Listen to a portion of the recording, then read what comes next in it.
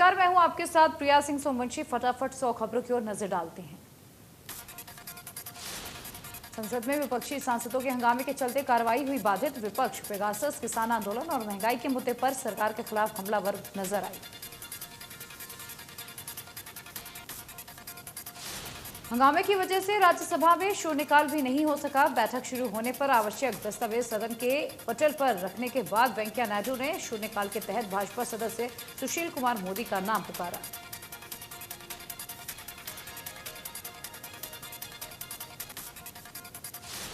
उन्होंने उनसे उनका मुद्दा उठाने के लिए कहा, लेकिन इसी बीच कुछ विपक्षी दलों के सदस्यों ने अलग अलग मुद्दों को लेकर किए गए अपने नोटिसों का जिक्र किया। भारी हंगामे के चलते लोकसभा की कार्रवाई स्थगित कर दी गई। लोकसभा अध्यक्ष ओम बिरला ने विपक्ष के कहा, सरकार आपको जवाब देना चाहती है, लेकिन आप लगातार नारेबाजी करते हैं। लोकसभा अध्यक्ष ने कहा, यहां जनता ने आपको चुनकर भेजा है, जनता के हित के मुद्दे उठाने चाहिए, लेकिन आप सरकार को सुनना नहीं चाहते। कृषि कानूनों के खिलाफ कांग्रेस पार्टी का प्रदर्शन जारी है। इसी कड़ी में राहुल गांधी ट्रैक्टर पर सवार होकर पार्लियामेंट पहुंचे। संसद के गेट पर राहुल गांधी को सुरक्षा कर्मियों ने रोक दिया। ट्रैक्टर पर सवार होकर संसद जाना चाहते थे राहुल। कांग्रेस कई नेताओं को किसानों के समर्थन में प्रदर्शन करने पर रणदीप सुरजेवाला समेत बीएस श्रीनिवास भी लिए गए हिरासत में।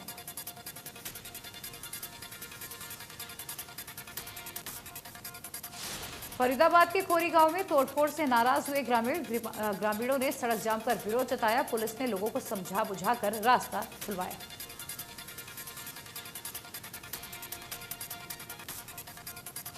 इनेलो सुप्रीम ओम प्रकाश चौटाला का बयान सामने आया। उन्होंने कहा कि हमने शुरुआत की है, हमारी पार्टी किसानों का समर्थन करेगी।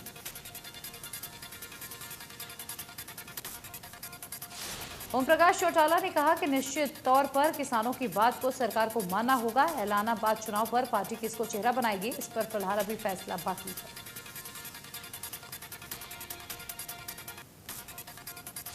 पंचायत में कई सर्वसहमति से प्रस्ताव पास किए गए। खास बात यह रही कि आने वाले सभी चुनावों में सरकार को वोट न देने की अपील के साथ ही पलवल में सरकार का कोई भी कार्यक्रम विरोध करने पर फैसला हुआ। बीजेपी की मंडल कार्यकारिणी की बैठक में विधायकों ने कार्यकर्ताओं को मूल मंत्र दिया। पार्टी को आगे बढ़ाने में संगठित करने के निर्देश। रेवाड़ी में कोरोना वैक्सीन हुई खत्म। शनिवार रात को कोविशील्ड की 6000 डोज मिलनी थी। अगर वैक्सीन आई तो सोमवार से टीकाकरण किया जाएगा। करनाल में सभी केंद्रों पर कोरोना वैक्सीनेशन बंद रखा गया है। विभाग से मिली जानकारी के अनुसार 8500 डोज कोविशील्ड की मिली थी, जबकि कोवैक्सीन की सप्लाई नहीं हुई। करनाल में बीते दिनों में टीकाकरण जारी रहा, लेकिन वैक्सीन शॉर्टेज के चलते सेंटर्स को बंद कर दिया गया।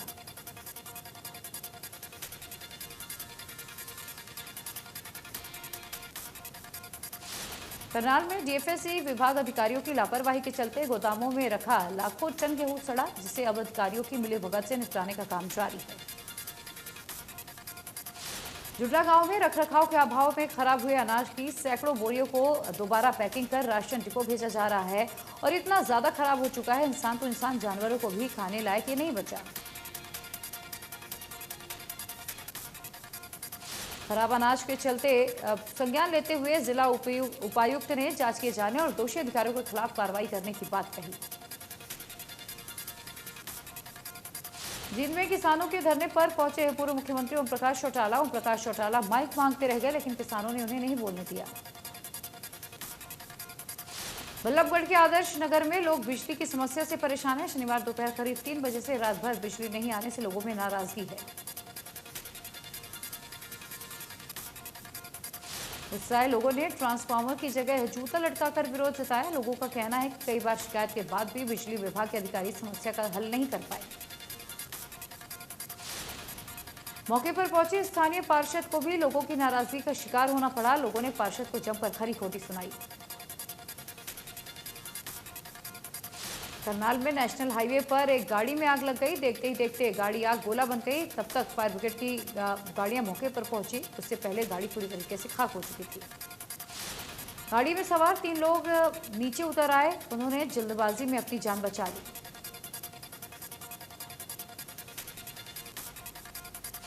करनाल में मानसून सीजन में सब्जियों के दाम दोगुने से अधिक पहुंच चुके हैं। वहीं सब्जियों का महंगा होना लोगों के लिए मुसीबत का सबब है।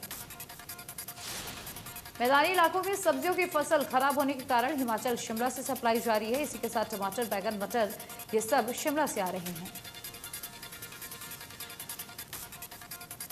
कैथल में घटिया अनाज की सप्लाई का खेल फिर से शुरू हुआ। लगातार घटिया अनाज सप्लाई करके लोगों के जीवन से सरेआम खिलवाड़ किया जा रहा है।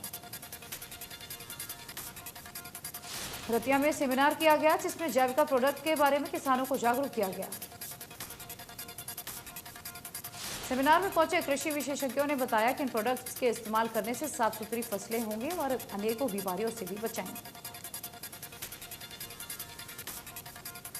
एक्सपर्ट्स ने बताया कि किसानों ने फसलों की ज्यादा पैदावार के लिए पेस्टिसाइड का ज्यादा इस्तेमाल किया जिससे मिट्टी की उर्वरक क्षमता पर प्रभाव पड़ा है। फरीदाबाद के सेक्टर 16 मार्केट के पास लग रहे अवैध टावर का स्थानीय लोगों ने विरोध किया। लोगों ने टावर का काम रुकवाया और टावर नहीं लगने दिया। लोगों का कहना है कि ग्रीन बेल्ट में लग रहे इस टावर से कई बीमारियां होने का खतरा है। मौके पर पहुंचे स्थानीय पार्षद ने कहा यह टावर अवैध तरीके से लगाया जा रहा है। इसकी शिकायत उन्होंने आला अधिकारियों से की है। उन्होंने आश्वासन दिया कि जल्दी ही इसका काम रुकवाकर उचित कार्रवाई होगी। पानीपत टोल प्लाजा के पास हुए सड़क हादसे में 2 लोगों की जान चली गई। ट्रक का टायर बदलते अनियंत्रित कैंटर ने टक्कर मार दी और एक व्यक्ति की मौके पर ही मौत हो गई। दूसरा हादसा टोल प्लाजा पार कर पानीपत से आ रहे एक महिंद्रा पिकअप जीप से हुआ है जिसमें परिचालक की मौत हो गई।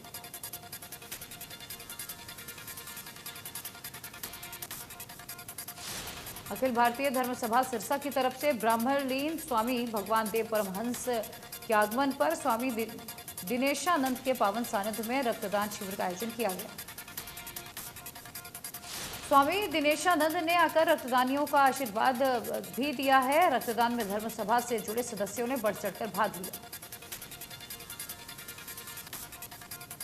गांव करड़की खेड़ली में एक 6 वर्षीय बच्चा खेलते समय फिसलकर गिर गया जहां पर उसकी दर्दनाक मौत हो गई। इसको लेकर कई बार शिकायतें पहले भी की गई हैं लेकिन कोई भी देखने नहीं आया। इससे पहले भी गांव में इस तरह से कई हादसे हो चुके हैं। झज्जर के शहीद रमेश मॉडल संस्कृति स्कूल के कमरे में आग लग गई। आग के चलते कमरे में रखा रिकॉर्ड और कंप्यूटर जलकर खाक। घटना के दौरान स्कूल स्टाफ की बैठक हो रही थी। बीकानेर चौक पर स्थित शहीद रमेश मॉडल संस्कृति स्कूल के लिपिक रूम में अचानक आग लग गई। स्कूल में आपको बता दें सेफ्टी सिलेंडर रखा हुआ था जिसके बाद आग पर काबू पाया गया। आग लगने का कारण क्या रहा फिलहाल इस बात का खुलासा नहीं हुआ लेकिन प्रारंभिक स्तर पर कोई जांच के दौरान स्कूल स्टाफ ने आग लगने का कारण शॉर्ट सर्किट बताया। बल्लभगढ़ में नहीं थम रहा बदमाशों का कहर। बाइक सवार को बदमाश ने निशाना बनाया। हथियार के बल पर लूटने की कोशिश। लूट के दौरान लोगों को इकट्ठा होते देख मौके से भागे बदमाश। लूटने की कोशिश सीसीटीवी में कैद। बल्लभगढ़ में झगड़े में बीच बचाव करना एक युवक को महंगा पड़ा। रंजिश रखते हुए 3 सगे भाइयों ने युवक पर पिस्तौल तान दी। पुलिस ने तीनों आरोपियों को मौके से गिरफ्तार कर लिया। घायल आरोपी को अस्पताल में इलाज के लिए भर्ती कराया गया है। पुलिस का कहना है कि उनको सूचना मिली थी। वो मौके पर पहुंचे। आरोपी दुकान में शटर लगाकर छुपे हुए थे। जैसे उन्होंने दरवाजा खुलवाया तो हड़बड़ाहट में आरोपी से गोली चल गई। नीलोखेड़ी में एक भीषण सड़क हादसे में एक युवक की मौत जबकि एक युवक गंभीर रूप से जख्मी। बताया जा रहा है दोनों युवक स्कूटी पर सवार थे तभी रास्ते में सड़क पर खड़े एक ट्रक से स्कूटी टकरा गई। दोनों युवक नालोखेड़ी के हैं। सोनीपत पुलिस पूरे प्रदेश भर में गुड़गांव के बाद अपराधियों को पकड़ने में दूसरे नंबर पर रही जिसके लिए सोनीपत एसपी की सराहना उच्च अधिकारियों ने की। 2021 में सोनीपत पुलिस ने अपराधियों के धरपकड़ अभियान के तहत 21 क्रिमिनल गैंग को सलाखों के पीछे भेजने का काम किया था। सोनीपत पुलिस ने सतर्कता दिखाते हुए 140 आर्म्स एक्ट के केस में दर्ज किए हैं। वहीं 150 की और बेल पर फरार आरोपियों को भी जेल भेजा है। पलवल के गांव बढ़ा में आईटीआई के छात्र की चाकू गोदकर हत्या कर दी गई। सदर थाना पुलिस ने मृतक छात्र के पिता की शिकायत पर 4 नामजद अपराधियों के खिलाफ मामला दर्ज कर लिया। पुलिस जांच अधिकारी एसआई ने बताया कि शाम मृतक नरेंद्र वॉलीबॉल खेलकर शाम को आया था, तभी रास्ते में अक्षय ने नरेंद्र बुलाया और चाकू से हमला करना शुरू कर दिया। नरेंद्र की चीख सुनकर भीड़ एकत्रित हुई। भीड़ को देखकर अक्षय के पिता जगबीर ने उसको बाइक लेकर मौके से भगा दिया। नरेंद्र को उपचार के लिए सिविल अस्पताल लाया गया, जहां चिकित्सकों ने उसे मृत घोषित कर दिया। इंडिया न्यूज हरियाणा ने प्रमुखता से खबर दिखाई थी। ट्यूबवेल लगाकर निकाला गया अंडरपास का पानी, खेतों में डाला गया। पानी में डूबी पुलिस की गाड़ी, फोटो सोशल मीडिया पर वायरल। बरोड गांव के पास बने अंडरपास में फंसी पुलिस की गाड़ी की तस्वीर खूब वायरल हुई। पानी ज्यादा होने के कारण रास्ते में गाड़ी फंस गई थी। यमुनानगर में स्टेट बैंक ऑफ इंडिया की नई शाखा का उद्घाटन मुख्य महाप्रबंधक अनुकुल भटनागर ने किया। बैंक में ज्यादातर काम डिजिटलाइज होने के बाद साइबर क्राइम की दर बढ़ रही है। गुरुग्राम के वैक्सीन केंद्र पर लगी लंबी लंबी कतारें, लोगों को वैक्सीन की कमी के चलते लंबी कतारों पर खड़ा होना पड़ा। जींद में किसानों के धरने पर पहुंचे पूर्व मुख्यमंत्री ओम प्रकाश चौटाला माइक मांगते रहे, लेकिन किसानों ने उन्हें नहीं बोलने दिया। ओम प्रकाश चौटाला ने किसानों को संबोधित करने के लिए माइक मांगा तो किसान नेताओं ने उन्हें माइक नहीं दिया। ओम प्रकाश चौटाला ने कई बार माइक मांगा, लेकिन उन्हें माइक नहीं मिला, जिसके चलते चौटाला को मजबूरन वापस लौटना पड़ा। सोनीपत के मुरथल पानीपत रोड पर लोगों ने लगाया जाम। कई घंटे के जाम के बाद नहीं पहुंचा प्रशासन, बड़ी मुश्किल से रास्ता क्लियर कराया गया। सीवरेज जाम और ओवरफ्लो से लोगों के घरों में पानी घुसा, जिससे गंदगी से पनप रहा है वायरस। लोगों का कहना है कि मेयर निखिल मदान समेत पार्षद को कई अर्जियां देने के बाद भी कोई खास कदम नहीं उठाया गया। लोगों का कहना है कि एक विषय से अधिक विषयों पर परीक्षाएं 19 अगस्त से शुरू होकर 1 सितंबर 2021 तक संचालित कराई जाएंगी। परीक्षाओं का जो खाका है वो जल्दी तैयार होगा। कैथल उपायुक्त ने जिला नागरिक अस्पताल में बनने वाली पीएसए सेंटर का निरीक्षण किया। सेंटर बनने के बाद जिला नागरिक अस्पताल में जल्द शुरू हो जाएगी ऑक्सीजन की सप्लाई। करगिल विजय दिवस के आज 22 साल पूरे, पीएम मोदी ने ट्वीट कर शहीदों को नमन किया। करगिल विजय दिवस के अवसर पर रक्षा मंत्री राजनाथ सिंह ने नेशनल वॉर मेमोरियल पर जाकर शहीदों को श्रद्धांजलि अर्पित की।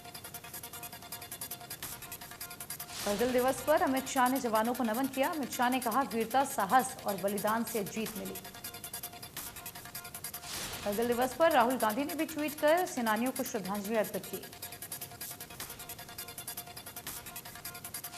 सीएम मनोहर लाल खट्टर ने करगिल विजय दिवस पर सेनानियों को श्रद्धांजलि दी। सीएम ने ट्वीट कर लिखा, 22वीं वर्षगांठ पर महान करगिल नायकों को नमन।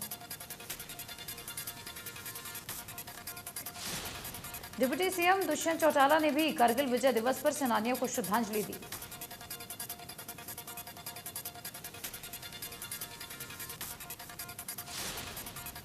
करगिल विजय दिवस को 22 साल पूरे हो रहे हैं। आज हर साल करगिल विजय दिवस आपको बता दें 26 जुलाई को मनाया जाता है। सिरसा जिले से 3 जवान शहीद हुए थे। गांव तरकांवाली के सिपाही कृष्ण कुमार भी देश के लिए आखिरी सांस तक लड़े और देश के लिए प्राण न्यौछावर कर दिए। गांव तरकांवाली के कृष्ण कुमार करगिल युद्ध के समय जाट रेजिमेंट में सिपाही के पद पर तैनात थे। शहादत से करीब 2 साल पहले ही वो जाट रेजिमेंट में भर्ती हुए थे। देश में कोरोना की दूसरी लहर पर लगी लगाम। एक दिन में सामने आए कोरोना के 38,000 मामले। देश में एक दिन में 441 मरीजों की मौत। अब तक कोरोना से 4 लाख से ज्यादा लोगों ने अपनी जान गंवाई। केरल में कोरोना का कहर जमकर बरपा। एक दिन में सामने आए कोरोना के 17,000 मामले। कर्नाटक में कोरोना की दूसरी लहर पे लगी लगाम। 24 घंटे में 1000 से कम, साथ ही 22 लोगों की मौत। तमिलनाडु में 24 घंटे में मिले 1808 नए मामले। एक दिन में 22 मरीजों की मौत। महाराष्ट्र में एक दिन में मिले 6843 नए मामले। दिल्ली में कोरोना के नए मामलों में भारी गिरावट। 24 घंटे में 66 नए मामले। एक दिन में 2 मरीजों की जान गई। उत्तर प्रदेश में फिर मिले 3 नए केस, एक की मौत, कुल मरीज 17,08,000 के पार। प्रदेश में भी कोरोना के नए केस पर लगी लगाम, एक दिन में मिले 22 नए मामले। देश में कोरोना संक्रमण की दूसरी लहर कमजोर पड़ते ही अब पाबंदियों में छूट, राजधानी दिल्ली में अनलॉक 8 की गाइडलाइंस लागू कर दी गई। कोरोना की तीसरी लहर की आशंका के बीच सोमवार से दिल्ली में अनलॉक की एक और प्रक्रिया की शुरुआत हो गई है। गुरुग्राम में मेट्रो के सफर करना आसान हो गया। पिछले काफी समय से कोरोना के चलते मेट्रो ने यात्रा पर कई तरह के प्रतिबंध लगाए थे। सोशल डिस्टेंसिंग का पालन करते हुए मेट्रो का फिर पुराने अंदाज में संचालन आज से शुरू हुआ है। मास्क लगाना अनिवार्य है। आज सावन मास का पहला सोमवार है। हिंदू पंचांग के अनुसार श्रावण कृष्ण पक्ष तृतीया और सावन का पहला सोमवार है। हिंदू धर्म में सावन मास के साथ ही इसके सोमवार का भी विशेष महत्व होता है। चंडीगढ़ में सावन माह के पहले सोमवार को मंदिर में शिवलिंग पर जल चढ़ाकर श्रद्धालुओं ने पूजा अर्चना की।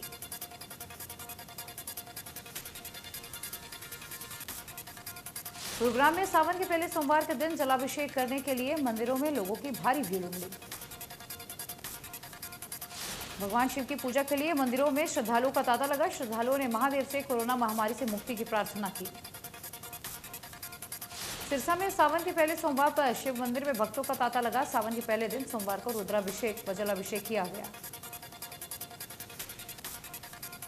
फरीदाबाद के खोरी गांव में तोड़फोड़ से नाराज ग्रामीणों ने विरोध प्रदर्शन किया। टोक्यो ओलंपिक का चौथा दिन है। तलवारबाजी में भारत की सीए भवानी देवी ने ट्यूनीशिया की नाजिया बेन अजीजी को हराया। टोक्यो ओलंपिक में बैडमिंटन स्टार पीवी सिंधु का जीत के साथ आगाज, इजरायल की पोलिकार्पोवा को हरा दिया।